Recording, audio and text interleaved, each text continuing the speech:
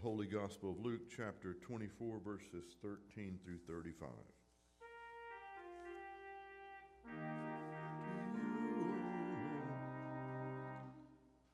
That very day, two of Jesus' followers were going to a village named Emmaus, about 7 miles from Jerusalem, and they were talking with each other about all the things that had happened. While they were talking and discussing together, Jesus himself drew near and went with them, but their eyes were kept from recognizing him. And he said to them, "What is this conversation that you're holding with each other as you walk?" And they stood still, looking sad. Then one of them, named Cleopas, answered him, "Are you the only visitor in Jerusalem who does not know the things that have happened there in these days?" And he said to them, "What things?" And they said to him, "Concerning Jesus of Nazareth, a man who was a prophet, mighty in deed and word before God and all the people, and how our chief priests and rulers delivered him up to be condemned to death and crucified him. But we had hoped that he was the one to redeem Israel. Yes, and besides all this, it is now the 3rd day since these things have happened." Moreover, some women of our company amazed us. They were at the tomb early in the morning, and when they did not find his body, they came back saying that they had even seen a vision of angels who said he was alive. Some of those who were with us went to the tomb and found it just as the women had said, but him they did not see. And he said to them, "O foolish ones, and slow of heart to believe all that the prophets had spoken. Was it not necessary that the Christ should suffer these things and enter into his glory?" And beginning with Moses and all the prophets, he interpreted to them in all the scriptures, the things concerning himself. So they drew near to the village to which they were going. He acted as if he were going farther. But they urged him strongly, saying, "Stay with us, for it's toward evening, and the day is now far spent." He went in to stay with them, and when he was at table with them, he took the bread and blessed and broke it and gave it to them. And their eyes were opened, and they recognized him, and he vanished from their sight. They said to each other, "Did not our hearts burn within us when he talked to us on the road, while he opened to us the scriptures?" And they rose that same hour and returned to Jerusalem, and they found the 11 and those who were with them gathered together, saying, "The Lord has risen indeed and has appeared to Simon."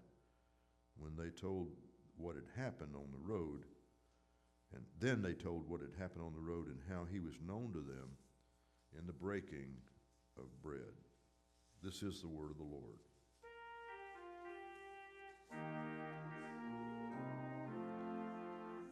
Please be seated.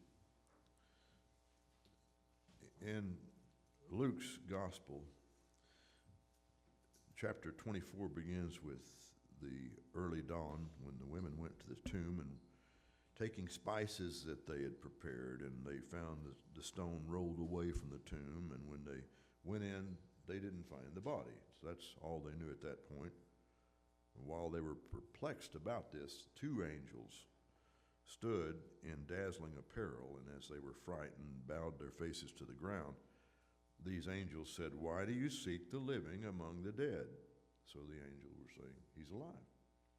Remember how he told you while he was still in Galilee that the Son of Man must be delivered into the hands of sinful men and be crucified, and on the 3rd day rise." And they remembered his words, and returning from the tomb, they told to the 11 and to all the rest.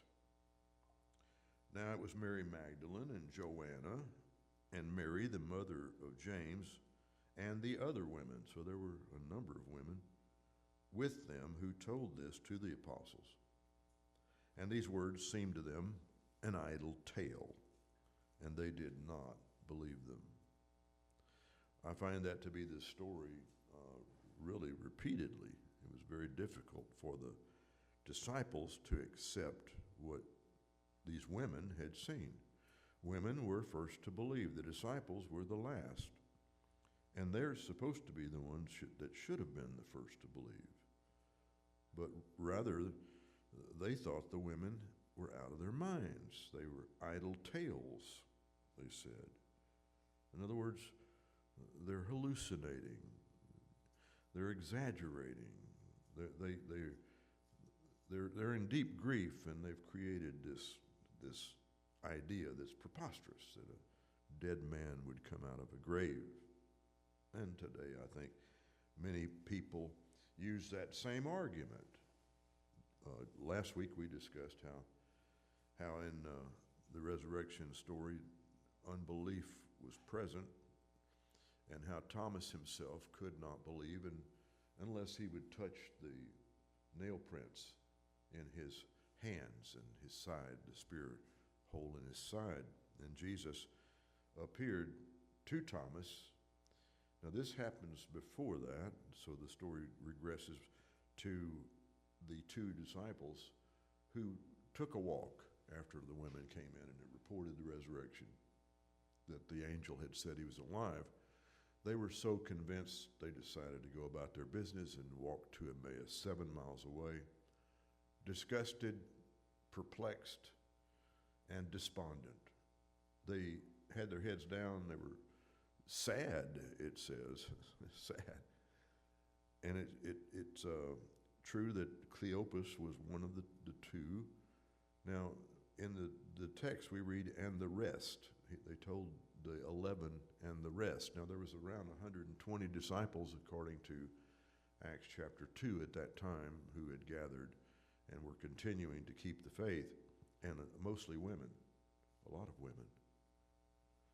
And so they come back, they tell the disciples what happened. Cleopas and this unnamed disciple are walking down the road from Jerusalem to Emmaus. And then Christ appeared to them as they're walking. Now, it said that they did not recognize him. Now, it could be that he had his cloak over his head. I don't know. You know how you can wear a hoodie and pretty well hide about everything. And he's walking with them, and they're talking. See, look, I don't recognize that boy in the back. Look at that hoodie. But maybe Jesus, maybe he on purpose decided not to reveal himself to them because he wanted to see how they were reacting. He even asked them, he prods them. And whenever they said, are you, first of all, he said, what are you talking about as you walk along the road? And then they asked him the question, are you the only visitor in Jerusalem that doesn't know what happened? There's something ironic about that question in there.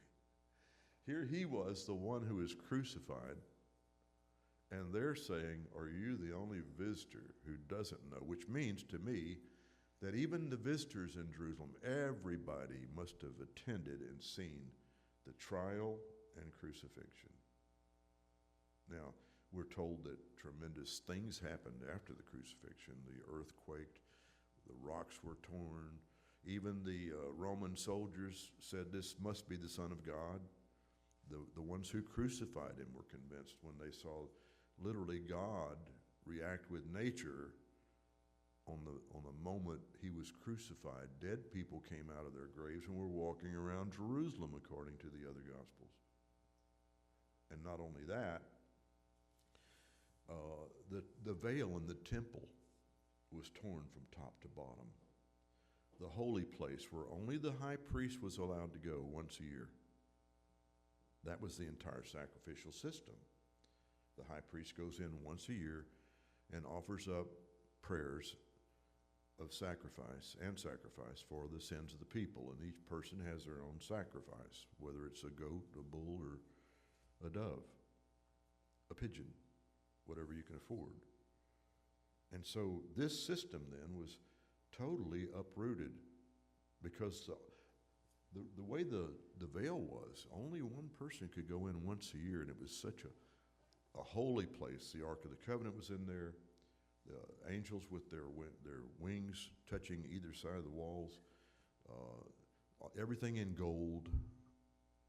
And inside the Ark of the Covenant were the 2 tablets that Moses had received, Aaron's rod that budded, and a bowl of manna. That was inside the ark. Anyone that touched the ark that was not supposed to touch it would die, just drop dead. No one else could go in there, just the high priest. And even if the priest had sinned, they had a cure. Because you see, if he dropped dead in there, there's nobody else. There's only one high priest. No one else can go in there and get him for a year. But they had a rope tied to his ankle and bells at the bottom of his robe. When the bells stop ringing, it's time to pull the rope. That's the way it was. So if the priest had sin in his heart, he fell dead in the presence of a holy God. Now, Christ, our great high priest, according to the book of Hebrews, went in once and for all into the Holy of Holies and performed one final sufficient sacrifice for the sins of the world, thereby tearing the veil in the temple from top to bottom, saying this is no longer the system of sacrifices. The sacrifice has been completed. The sins have been forgiven. And every sin, past, present, and future, was atoned for on the cross. Now, that doesn't mean we presume upon his grace and continue to sin, that grace may abound all the more. Paul tells us in Romans chapter 7 that that's a fallacious approach. And in chapter 3 through 6, he tells us that if we have been set free from sin, we don't need to remain in it any longer. We can walk above that lifestyle. Now, as they're walking then, about 7 miles, talking about all the things that had happened, they're discussing the crucifixion and the women, which really astonished them. You know, they're out of their minds. And while they were talking, Jesus drew near and went with them. And one translation says their eyes were kept from recognizing him. Now, it's simple. Jesus was the Son of God. He could do anything. He could just wave his hand and you could see. If you were blind, he could touch you and leprosy would drop off of you. And he can certainly cause you to have an eye problem from recognizing him, whether it was with a hoodie or by even maybe it was getting close to dusk, but he didn't show his face maybe. But it said, he said to them, "What is this conversation that you're holding with each other as you walk?" Why would he ask that question? He knows. He wants to hear it from their own mouth. And I think that our confession is important, and the profession and confession we make about Christ and is our testimony. And their testimony was not good. They stood still, looking sad. So they stopped. Then Cleopas asked, "Are you the only visitor to Jerusalem who does not know all the things that have happened there in these days?" And then he goads them. He plays along. What things? I think Christ has a great sense of humor. What things? You know, as though he didn't know. He did. And they said to him, "Concerning Jesus of Nazareth, who was a prophet." Now, that's not true. He was more than a prophet. He told them he was the Son of God. But now you see, because he hasn't come out of the tomb, it's been 3 days and the women are just nuts. They're just saying it's all over. It was a hoax. He was just a prophet. Mighty indeed and word before God and all the people. And how our chief priests and rulers delivered him up to be condemned to death and crucified him. Now, that usually happens to criminals. So they're saying that this shouldn't have happened, and this proves that he's not the Son of God because he died and he didn't come back out of the grave. The women are just hallucinating. But we had hoped he was the one to redeem Israel. We had hoped. And now they've lost hope. They're saying he's not the one. He's not the Messiah. He's not the Son of God. Yes, and beside that, the women in our company amazed us. It's been 3 days since it happened. The women, some of the women, amazed us. They were at the tomb early in the morning and did not find his body. Now notice this is the important part. And they came back saying that they had seen a vision of angels who said he was alive. And some of those who were with us went to the tomb and found it just as the women had said, but him they did not see. Again, they don't believe the women. They don't believe that he's risen. And then he said to them, O foolish men, and slow of heart to believe all that the prophets have spoken. Was it not necessary that Christ should suffer these things and enter into his glory? And beginning with Moses and the prophets, he interpreted to them all in all the scriptures the things concerning himself. Now they're walking, it's getting close to dusk.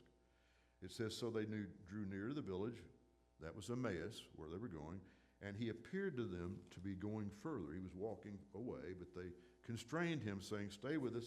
It's toward evening, the day is now far spent. So he went in to stay with them.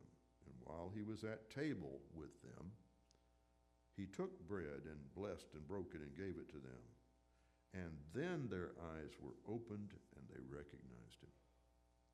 And then he vanished out of their sight. Now, that's something strange, isn't it? They said to each other, did not our hearts burn within us while he talked to us on the road while he opened to us the scriptures? And they rose that very same hour and returned to Jerusalem and found the 11 gathered together, and those who were with them, who said, the Lord is risen indeed and has appeared to Simon. Now we know that Peter and John ran to the tomb that morning. John got there first. Peter went in first and found everything as the women had said, and saw the angels. And they told what had happened on the road and how it was known to them in the breaking of bread. And while they were saying this, Jesus himself stood among them.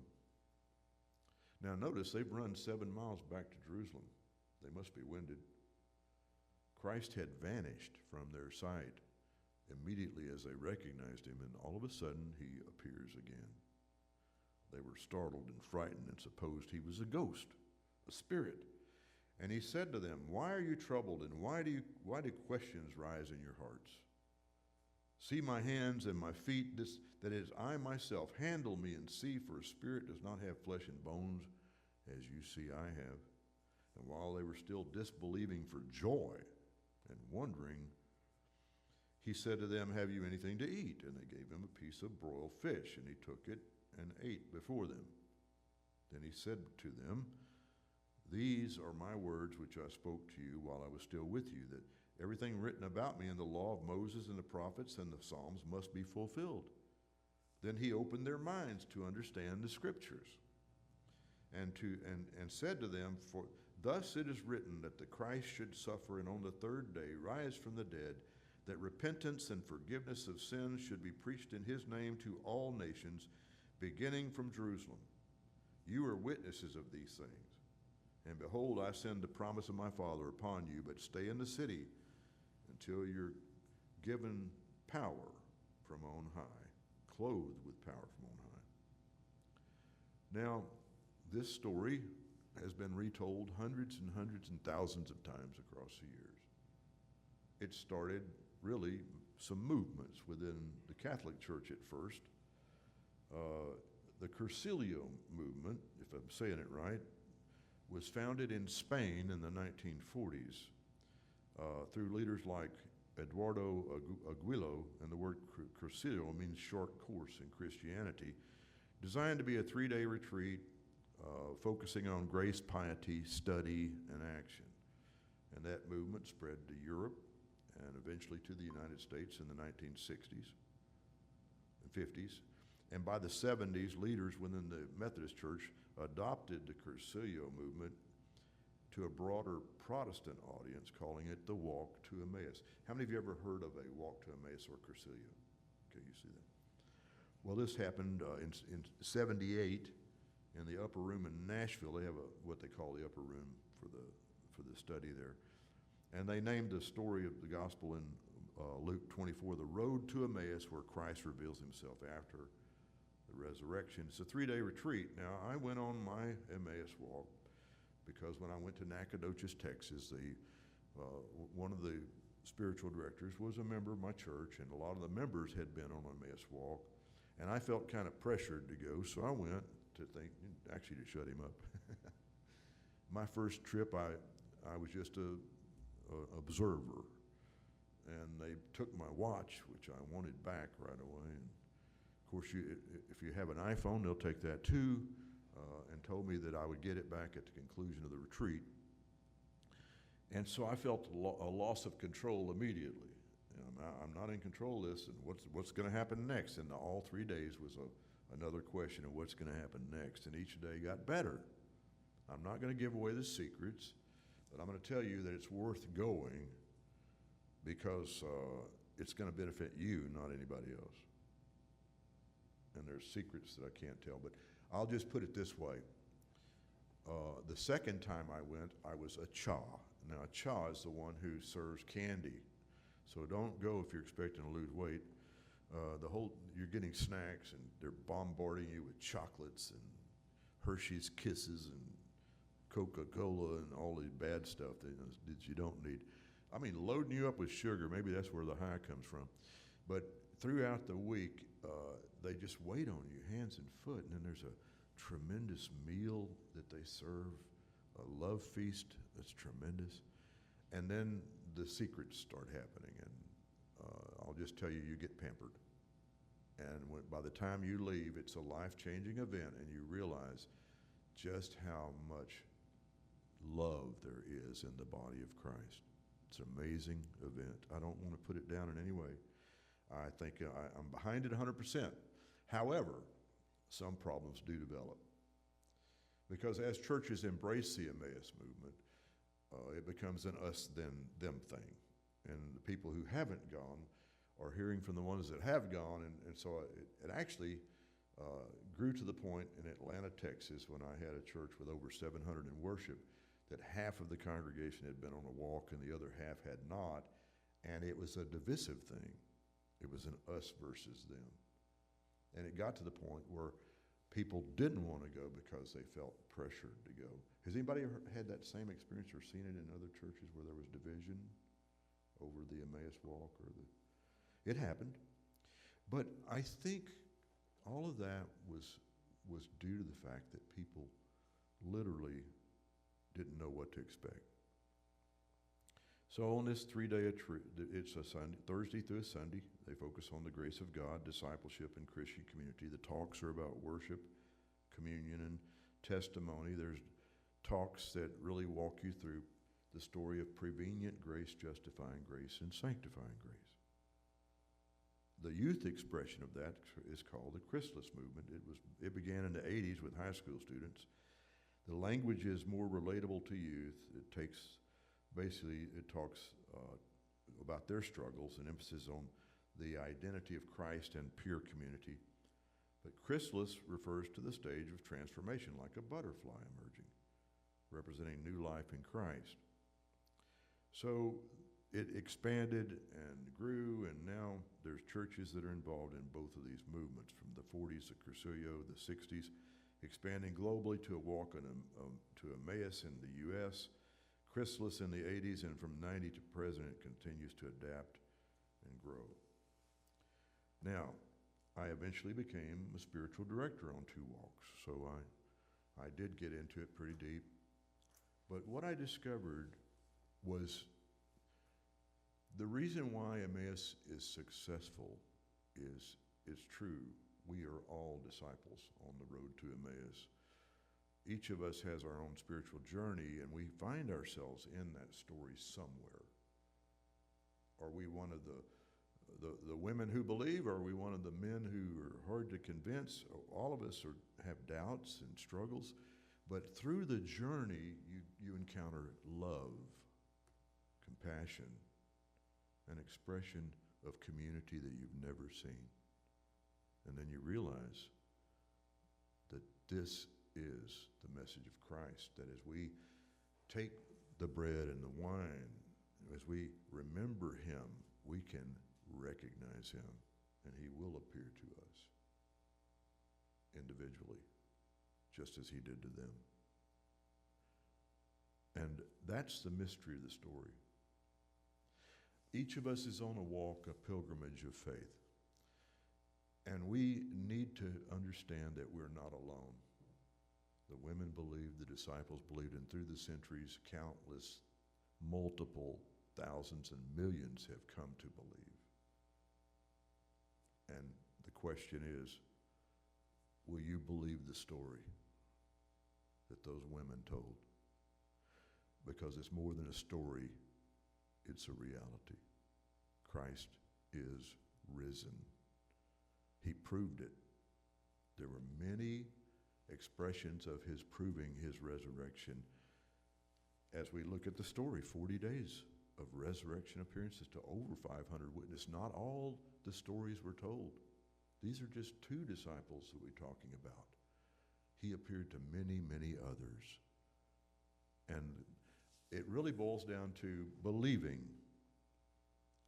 faith that he is who he says he is, not just a prophet, but the Son of God. So as you embrace the story, where do you find yourself in it?